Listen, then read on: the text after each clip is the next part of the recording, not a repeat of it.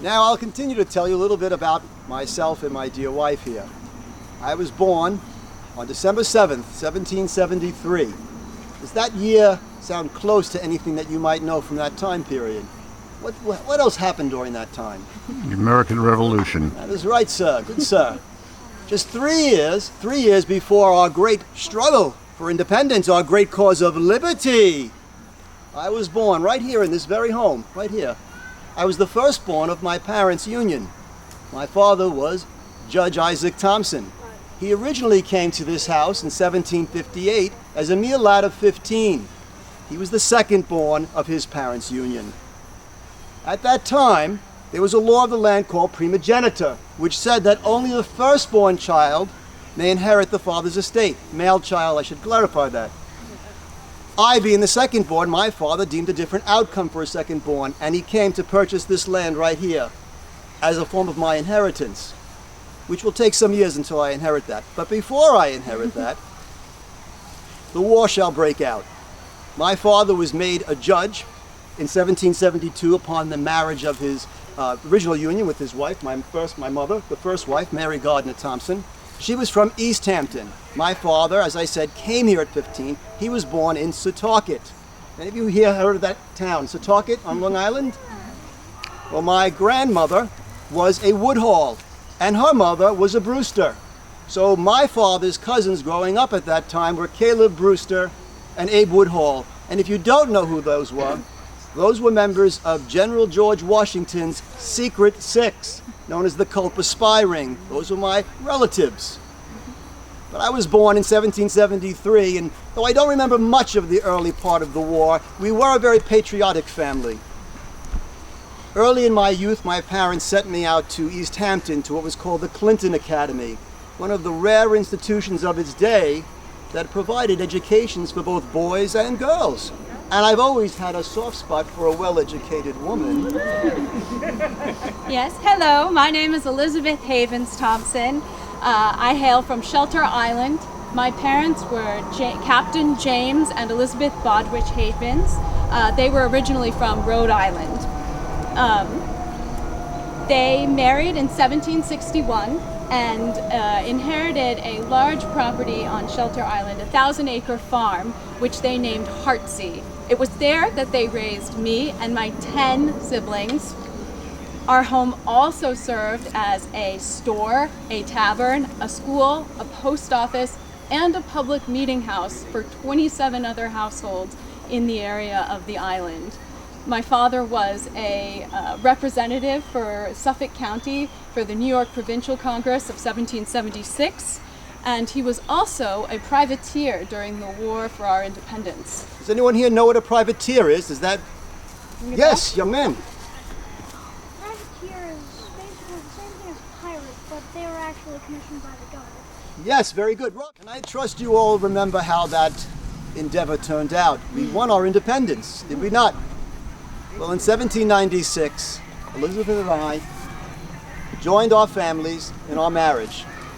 We moved to Brooklyn, to State Street, just a few blocks from the East River Wharfs, and I began my career as a merchant.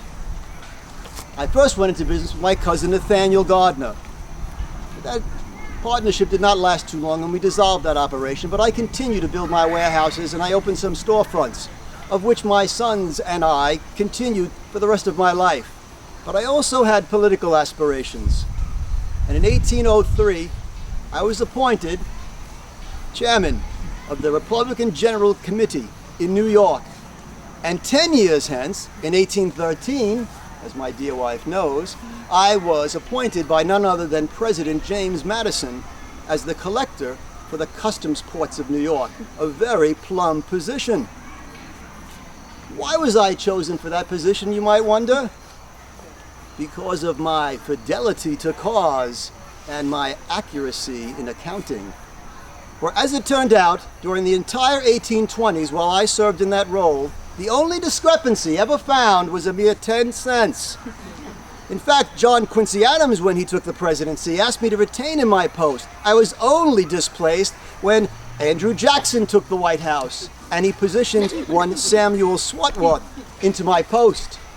And would you know that charlatan, That scoundrel, he absconded $1.2 million from the ports of New York and fled off to far-off England.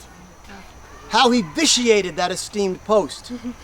I could just get crazy. I know. I just can't let it go. I just can't let it go. It might be time you move past that, though, don't you think? Take a breath.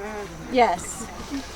All of this name-dropping and talk of politics and business, it's not very becoming for a man of your social stature. Dear. All right. Well, let's move on and talk about the children. Yes, the children. I'm sorry. The children. Of course the children. Who lie with us here? During our first 25 years of marriage, Johnathan and I brought 11 children into this world. Sadly, only 7 lived to adulthood. Yes, this is true. But it was heartbreaking, yet not uncommon for the time. My last born, Henry Isaac, is actually buried here in this cemetery. Farther back, he only lived for a few short months, dying in 1822. And one of my sons, Junius, is also buried here. He died in 1831 after attending Columbia, I don't know if you've heard of it, and becoming a physician. He did. We were very proud. Very proud of him. Well, dear, I also seem to recall that at that time, the city was continuing to grow, ever northward, as it were, block by block. And it wasn't long before the problems that can come with people living in close quarters to one another. My father, my dear father, Judge Isaac Thompson, died in 1816, and that is how I came into my inheritance and inherited this wonderful country estate. Many times we would flee here when the city became too tumultuous with all the epidemics of typhoid and cholera and consumption. Yes, I don't know if you understand quite the stench of Lower Manhattan. This is true. Open sewers, animals roaming the streets, manure piled high, up to my knees at times. It was not necessarily a safe or clean place to raise young children. This is Worse today. It is? Oh no, you don't want to hear that. Cannot be. Cannot be. Well, in those times, though they were difficult, we always knew that we could always escape here, to fresh air and clean air here in Iceland. As time would have it, I decided to return to my entrepreneurial life, and I was appointed the director of the Manhattan Bank, eventually in 1840 being appointed to president of that same institution, of which I remained in that post until my death on December 30th, 1846. My wife, Elizabeth, succeeded me. After Johnathan died, we sold our house in the Manhattan, which was at 33 Beekman Street, and I relocated to live here year-round for the rest of my life. I outlived my husband by 22 years and died in May of 1868 at the age of 95. And such is the passage of time, is it not? New places rise up, and old ones are quietly forsaken. But here, right here in this very place, my dear Elizabeth and I, steadfast through the shifting tides of time, lie right here beneath this very ground. I do thank you for coming today. Thank you so much for joining us. I hope as you walk amongst these stones, you feel a bit more connected with your history. And as they say, we shall see you all again on the other side. Thank you for coming. Thank you. Now, I have an extra special treat for some of you that maybe came in later that don't know this. This is a joy for us who reenact in this cemetery all the time, but we have an extremely unusual situation today, which is we actually have the great-great-great-granddaughter of Elizabeth Thompson right here, and it's right here portraying her own great-great-great-grandmother.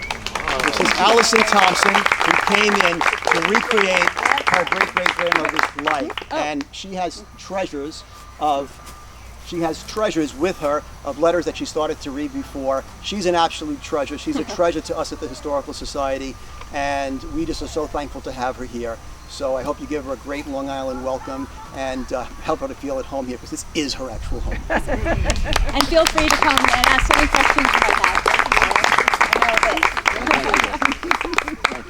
And thank you for coming today. In our morning at the Manor, will be one of the reenactors today, reenacting the life of Johnathan Thompson. Well, we have a special treat in store for you today. This is a first here at Sagtikos Manor. We actually have a descendant, the great-great-great-granddaughter of none other than Elizabeth Thompson, who she'll be portraying here during our reenactment. And she has with her actual letters that were written during the pandemic of cholera of 1832. And I'm going to ask her to come forth and read a few of those letters for you before we start. Elizabeth. Thank you. Hello. I have a few here. They're different and interesting for different reasons, so I'll just start with this one. I received your note by the stage of Mr. Higby yesterday. You say that a bundle was headed out to you from the stage on Wednesday, but none from me. I sent you Wednesday by Dr. David a bundle containing 1 liter of chloride of lime and a parcel containing newspapers and a note from me, and requested him to leave them with you. I should be pleased to know whether the bundle you mentioned was the one forwarded to me or not, and if the newspapers and contents were received. I am well and intend to remain here for the present. I was at the house yesterday and found everything in order and secure, excepting the door knocker, which has been stolen from the door. I sent by Higby on Tuesday the American of Monday evening and the Advocate of Tuesday morning. You state the American only was received. The bundle must have been opened by someone in search of news. I will in the future put a wrapper around what I may send, which will prevent the newspapers from being stolen. The cholera is increasing, so you have not received the papers regularly. I annexed the reports for several days past. So these are the reports that were produced daily for the number of cases and deaths that were in the city from cholera during the epidemic. In the city, 113 cases, 59 deaths. At Bellevue Hospital, 20 cases, 25 deaths. Total of 133 cases, 84 deaths. That was on Sunday, July 15th. Monday in the city, 42 cases, 77 dead. In the hospital, 21 cases, 17 dead, which made for a total of 163 cases and 94 dead. It appears from the publication of the Board of Health on July 17th, which you will find in yesterday's paper, that the number of deaths as reported by the physicians and those reported by the sextons do not agree in numbers. Thus, on Monday, there were 13 deaths less than the burials. And on Tuesday, the difference was 40. You will find herewith 4 letters, 3 of which are for you and 1 for Johnathan, the son, the younger son. The stores are about half filled with goods. And this was from Friday morning, July 20th. Perhaps I shall read a shorter one. Not this one. Forgive me, what year was that? That was in 1832. So there was a cholera epidemic that swept through, New York City, but also technically it wasn't a pandemic, but it was all over the world. I think it started in 1831 elsewhere and arrived in New York by 1832.